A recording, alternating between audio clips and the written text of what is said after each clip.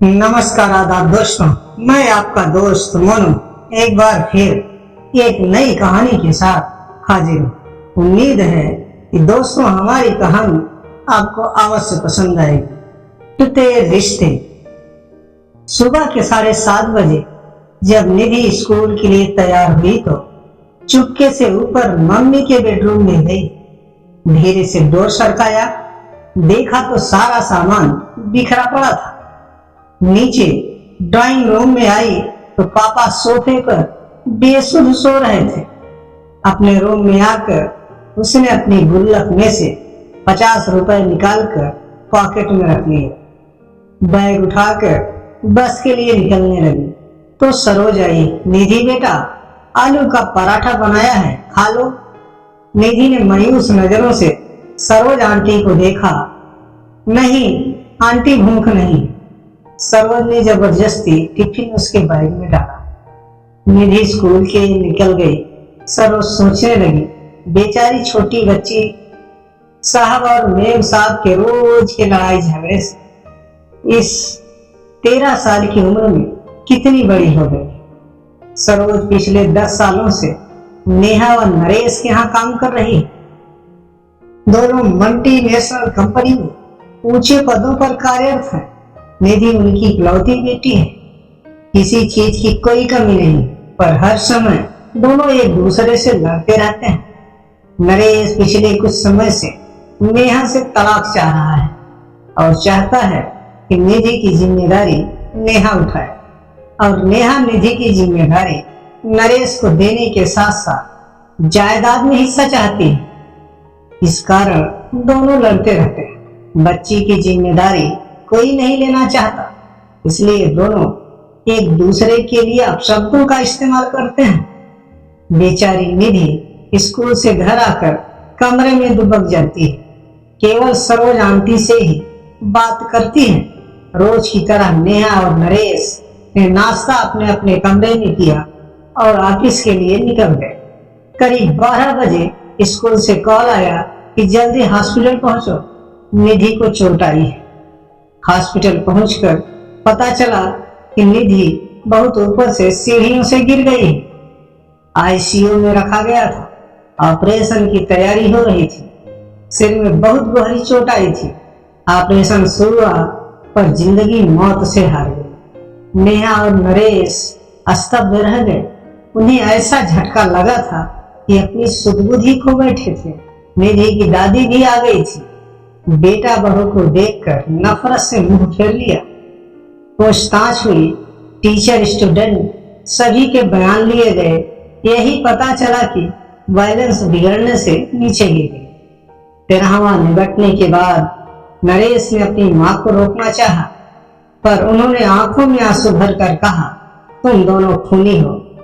तुम्हारी जिद मेरी पोती को खा गई। मैं उसे अपने साथ ले जाना चाहती थी, पर तुम दोनों ने उसे अपने अहम का मोहरा बनाकर उसकी जान ले ली। मां चली गई। सरोज तब से सदमे में थी। फिर उसने जैसे तैसे होश संभाला। नरेश और नेहा से कहा, मेम साहब, मैं अब यहाँ नहीं रह पाऊंगी। इस घर की दीवारें मेरी निधि की सिसकियों से भरी हैं। उसे मैंने कभी अपनी गोद में तो कभी छिपकर रोते हुए देखा है। मेरा मन किया कि उसे लेकर भाग जाऊं, पर मैं डरपोक थी, ऐसा नहीं कर सकी। अगर चली जाती तो शायद आज जिंदा होती। नरेश और नेहा के पास अब शायद कहने को कुछ नहीं था। जैसे जैसे दिन बीत रहे थे, उनका लड़ाई झगड़ा एक अजीब सी बर्फ में तब्दील हो चुका था। उनकी सारी भावनाएं अंदर ही अंदर एक खामोशी अख्तियार कर चुकी थी। संडे का दिन था। बड़ी मुश्किल से नेहा ने निधि के रूम में जाने की हिम्मत जुटाई थी। महीनों दोनों उसके कमरे में कदम नहीं रखते थे। कैसे माँ बाप थे वो दोनों।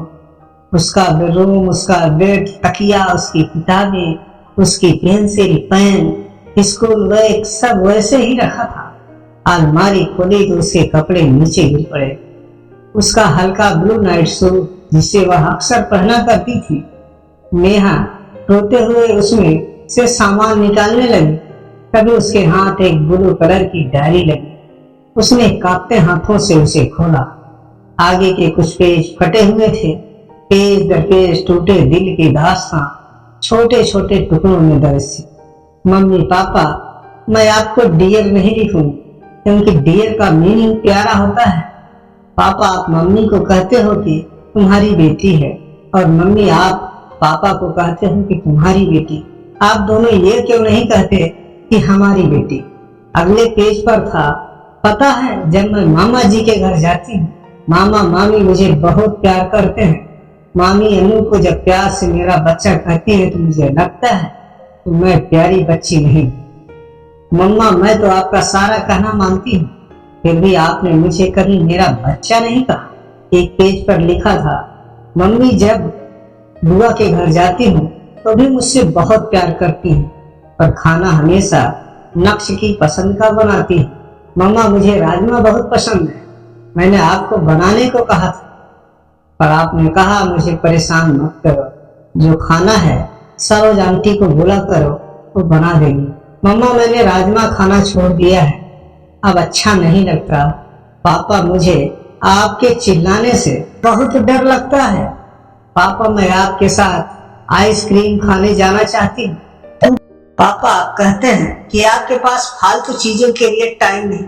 पापा, जब चीनू मासी और मौसा जी मुझे और बिपिल को आइसक्रीम खिलाने ले जाते हैं तो कभी ऐसा नहीं कहते। पता है मम्मी, मैं अपने घर से दूर जाना चाहती हूँ, जहाँ मुझे ये ना सुनाई दे कि निधि को मैं नहीं रखूंगी, जहाँ पापा के चिल्लाने की आवाज न सुनाई दी। पापा, अगर मैं बड़ी होती तो आप दोनों को कभी परेशान ना करती, मैं खुद ही चली जाती। मैं आप दोनों से बहुत प्यार करती हूँ, आप दोनों मुझे प्यार क्यों नहीं करते? एक पेज पर था, I love you Saroj aunty, मुझे प्यार करने के लिए जब मुझे डर लगता है, आप अपने पास सुलाने के लिए, मेरी हर बात सुनने के लिए।